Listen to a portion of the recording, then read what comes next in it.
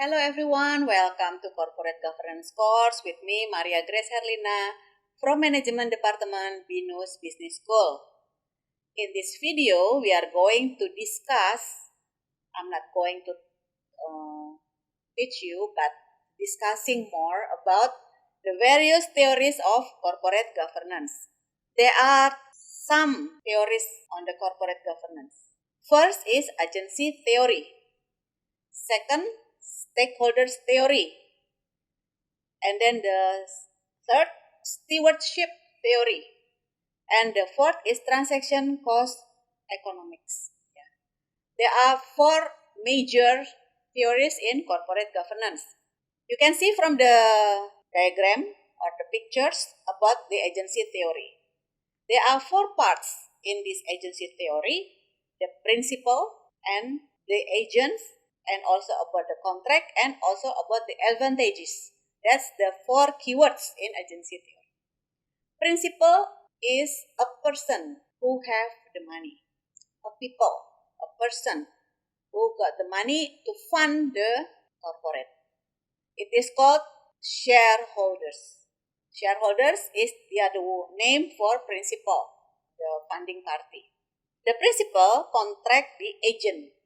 Another name of agent is directors, because they want the agents to operate or to run or to optimize the money they have. Agent theory, principal and agent theory, it is the first theory on the corporate governance. It is brought up by Jensen and Macklin in 1976. Agency theory involves a contract under which one or more person, means shareholders, engage other persons, the directors, to perform some services on their behalf, which includes delegating some decision-making authority to the agent. At this point, the agency dilemma started. As we know, the governing body consists of the board of directors, the council, the committee, the governing body, and the holding company.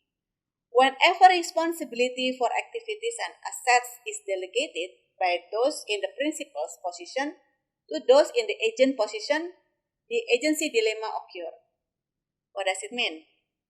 Criticism from the agency theory says that people are self-interested, not altruistic. They only think about their own benefit.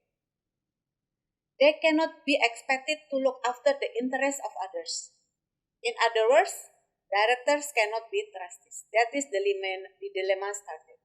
We want somebody else. We want others to optimize our money, but we cannot trust them because we know that those people, as the agent of the fund, can only think about themselves, may take profit for themselves. That is why agency dilemma is a fundamental challenge for corporate governance. Being manager or agent of others people's money cannot be expected to watch as some vigilance with the owner. Maybe one day, for the first, we can trust the agents, but after the profit is getting bigger, the agents start think about themselves. They start to take more for them and give less to the shareholders. Whenever the owner of wealth, the principals, contract with someone else, the agents, to manage his and her affairs, the agency dilemma arises because we started to have a suspicious view on our agents. We try to have the what we call it as suspicious with our agents policy something. On the contrary, the stewardship theory has different point of view. It is also similar. There are shareholders and directors, but in stewardship theory, the shareholders fully trusted the directors. They trust that the directors of the agent can protect the asset, can protect the money, and can help them to make profit for both sides. Stewardship theory looked at different angle from the agency theory. It reflecting the original legal view of the corporation. The theory reflects the classical ideas of corporate governance. The stewardship theory believes that the director do not inevitably act in the way to maximize their own personal interest. They can do and act responsibly with the independence and integrity. There is trust in stewardship theory. Compared to the previous one about agency theory, there is no trust in agency theory. We only suspect and we have suspicious mind and we curious about the activities that make more profit to the agency. But in stewardship theory is different. There are trust here. We have trust. A set of shareholders owning a single company and appointing its director is suitable for the modern circumstances. Because of what? Because shareholders have become more remote from the company and cannot dominate business process anymore. Complex corporation lacks of transparency. That's why we need the agent to help us. The next theory is about transaction cost economics. The company could save costs by undertaking activities within the organization rather than externally. It means that if we can take all the process that we give the work to external party, it is called transaction cost economy. You can see from the example like Unilever, they have the business from the start until the end. It's like supply chains, from the factory to the customer, handling by themselves.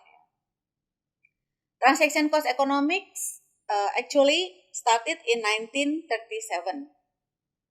The point of view of this theory said that the company could save costs by undertaking activities within the organization rather than externally.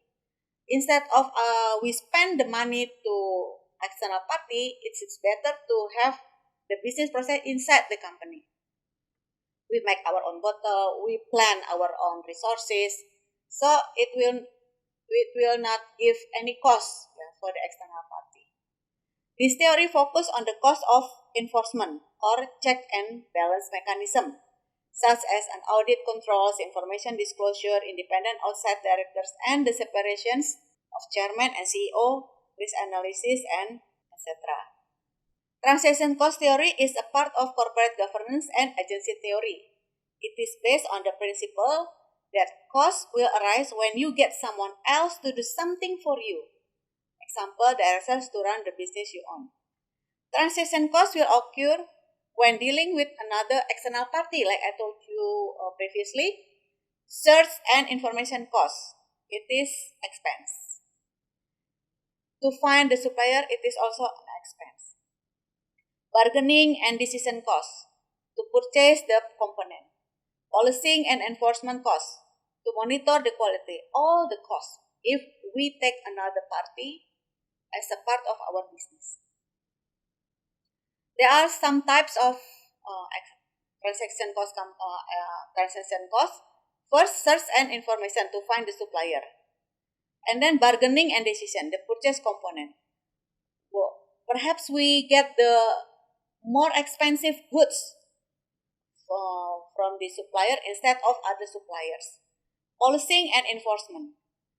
To monitor the quality, it is also an expensive. So if we can handle all the external transaction, it can reduce the cost inside the company. And the last theory is about stakeholder theory.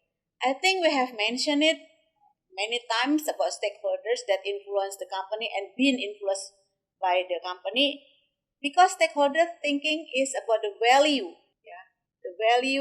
of the company. Stakeholders thinking is concerned with values and belief about the appropriate relationship between the individual, the enterprise, and the state. It involves a disclosure to balance responsibilities, accountability, and power, not only inside the company but also throughout the society.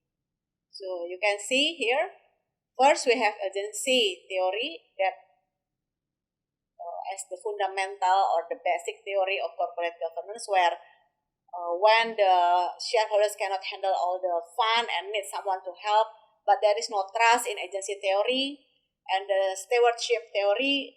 It is similar with the agency theory, but we have more trust in our agents because we believe that mutual benefit will help both parties to run the business properly.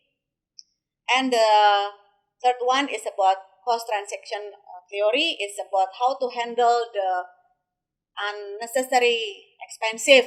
Instead of giving to external party, it is better to take it as an internal processes. And the last one is stakeholders perspective or societal perspective. To balance the decisions, to balance the responsibility, accountability, not only inside the company but also outside the company. That is my explanations about the theories of corporate governance. I hope that this explanation can help you to learn more about corporate governance. See you on our next video. Thank you and goodbye.